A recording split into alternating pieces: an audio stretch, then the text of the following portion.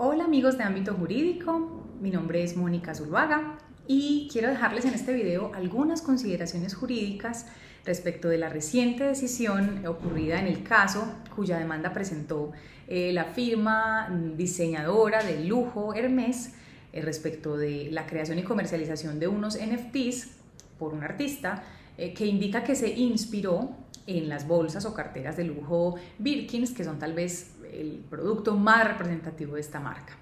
Este caso es importante en términos de propiedad intelectual porque pone un poco en discusión lo que ocurre en los derechos de autor enfrentados con el derecho marcario, todo esto respecto de actos posibles de competencia desleal y finalmente enmarcado este asunto en el contexto de los NFTs.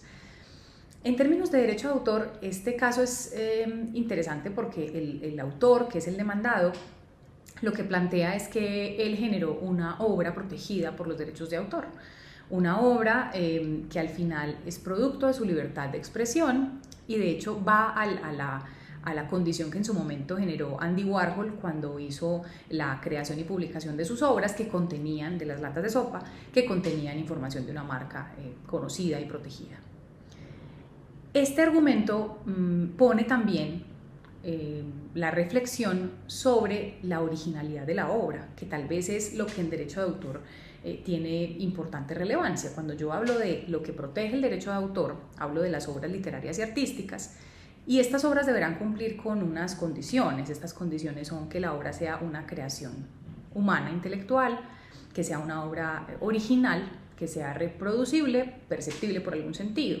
Cuando hablo de original, me refiero justamente a que esto no sea una copia de otra obra y además que tenga ese sello del autor, esa impresión de la esencia del autor en esa creación. Esto es tal vez lo que puede ser discutible en este caso. Segundo elemento, derecho marcario. El demandante lo que argumenta es que se está usando de manera infractora su marca y que se está generando confusión en el consumidor. Cuando hablo de derecho marcario, recuerden que, a diferencia del derecho de autor, pues es un sistema que en efecto requiere de un registro, que además tiene unas características de territorialidad y de especialidad muy importantes, porque yo protejo en los territorios que escoja y yo protejo para las clases económicas que yo escoja, para identificar productos y servicios de unas clases económicas en particular.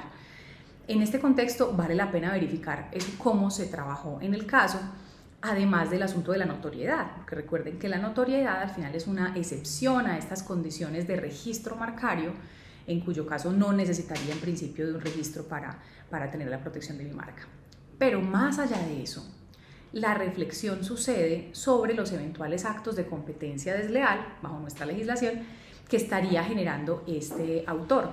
¿Por qué? Porque este autor, al poner en comercialización estos NFTs, lo que generó fue una confusión en los consumidores, pensando que efectivamente estos NFTs eran generados por la marca y que al comprar un NFT, pues al final estaba adquiriendo algo de ese origen empresarial.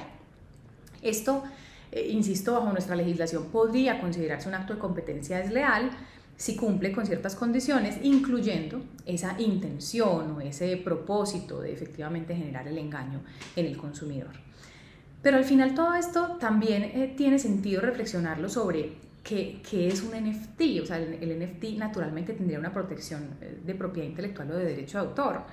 En mi concepto no, porque al final el NFT es un archivo con ciertas características, por decirlo de alguna manera, donde yo incluyo un contenido protegido por los derechos de autor o no, porque puede ser un contenido que no admita esa protección, y que por eso se vuelve tan relevante conocer ese smart contract, o sea, qué dice ese contrato inteligente que suscribo con quien me vende un NFT, qué dice en términos de propiedad intelectual, qué dice, por ejemplo, para este caso, en términos de indemnidad.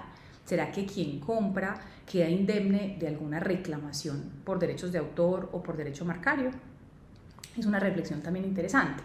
Ahora, vale la pena también, y ya para efectos de concluir, pensar si esto amerita una renovación legislativa. Yo siento que con lo que tenemos bajo nuestra legislación hay importantes premisas, principios y elementos que nos ayudan a tomar, pues que le ayudarían a un juez a tomar una decisión.